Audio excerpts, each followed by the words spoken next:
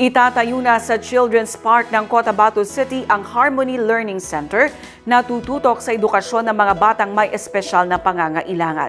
Ang proyekto ay mula sa Community and Family Services International, Ministry of Social Services and Development at sa Office of the Social Welfare and Development. Ang kwento sa kaunlaran sa edukasyon mula kay Jen Garcia.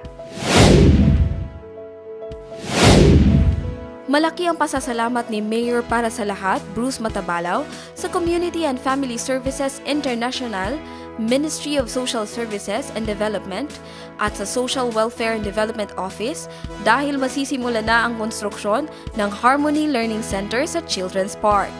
Ang center ay tututok sa mga batang may special na pangangailangan. Inaasahan na matatapos ang proyekto sa loob ng 45 araw, batay na rin sa utos ng alkalde upang agad na itong mapakinabangan.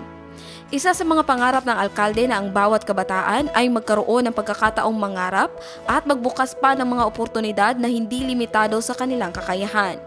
Ayon sa LGU, ang pagkakaroon ng isang pasilidad na tulad ng Harmony Learning Center ay hindi lamang pisikal na istruktura, kundi simbolo ng malasakit at inklusibong pamamahala sa Cotabato City sa tulong ng mga ahensyang sumusuporta at naniniwala sa adhikain ng LGU. Jen Garcia, iMinds, Philippines.